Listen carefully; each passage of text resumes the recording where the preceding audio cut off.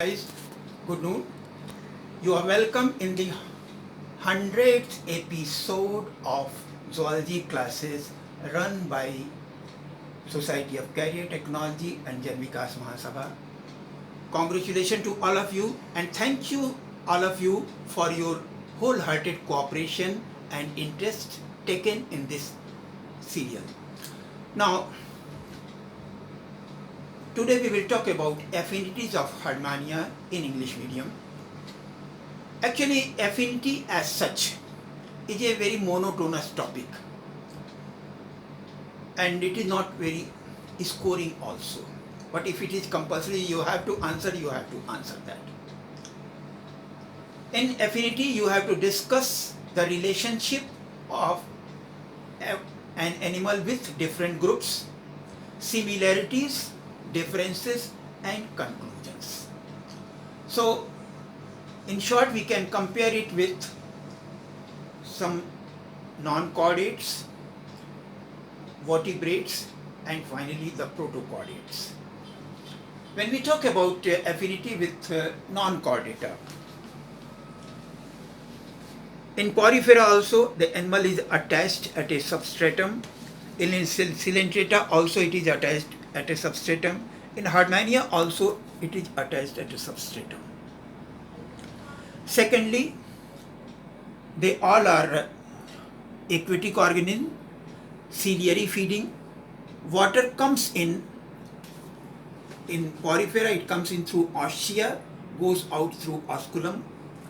In Unio also water comes in by an inhalent siphon and goes out by the exhalent siphon. In Herdmania also water comes in similarly by a branchial siphon and goes out by the atrial siphon. So this way they are similar. On the other hand,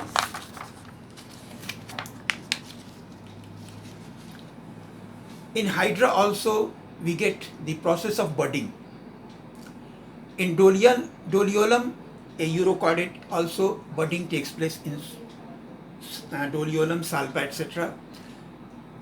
And in Herdmania also, not in Herdmania but in Doliolum and Salpa we get budding.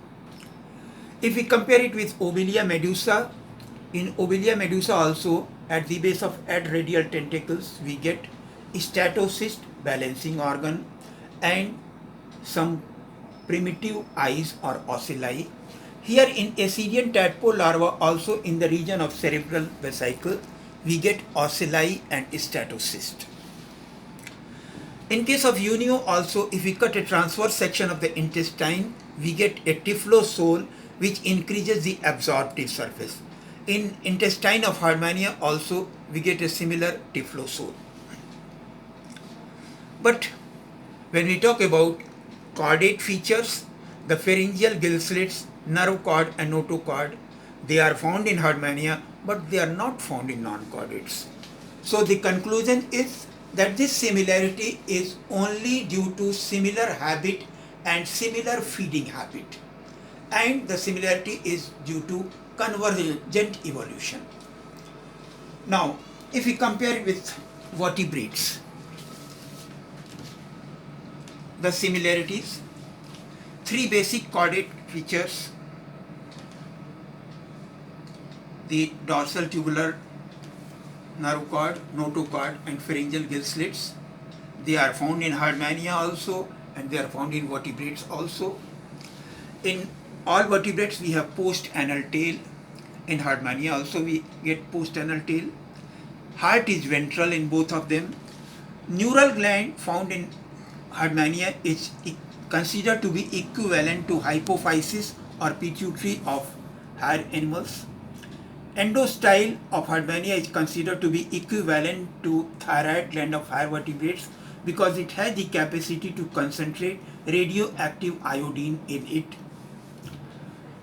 But when we talk about differences, in vertebrates we have vertebral column, a cranium or brain box around the brain, paired fins or limbs.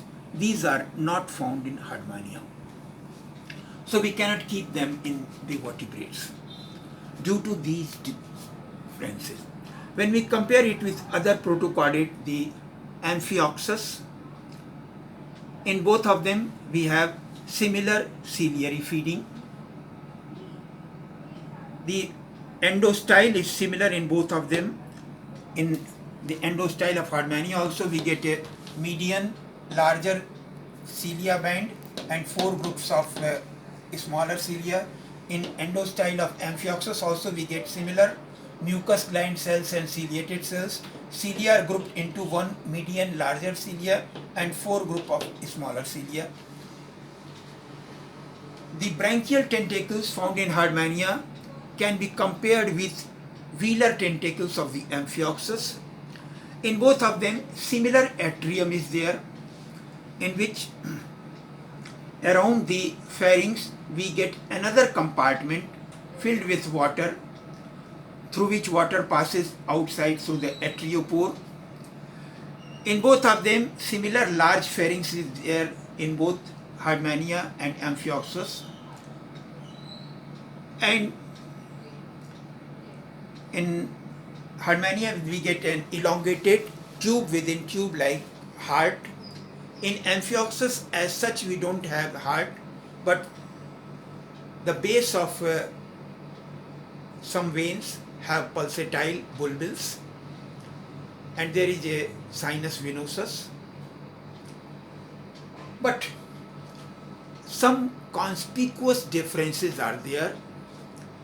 In case of Amphioxus, we get separate male and female individuals, whereas in Hardmania, 2 gonads are there, but in both gonads, 25 lobes are there, and half lobes are ovarian lobes, half part of the lobes are testicular lobes. So that is an interesting thing.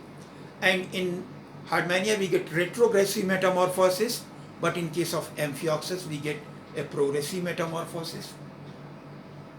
So we cannot keep them, although many similarities are there with the protochordates, but these 2 differences are very conspicuous, so it is not proper to keep them same cephalochordata group. So finally, the Hardmania is kept in another protochordate group, Urochordata, separate from non-chordata and separate from vertebrata. So in this type of question, if it is asked, you have to make some very simple diagram which should be illustrative. Make a labeling and write below the diagram that what you wish to depict with that diagram, because while your evaluation of your copies in examination, the teacher takes a notice of these diagrams, and no teacher reads all description whatever you have written.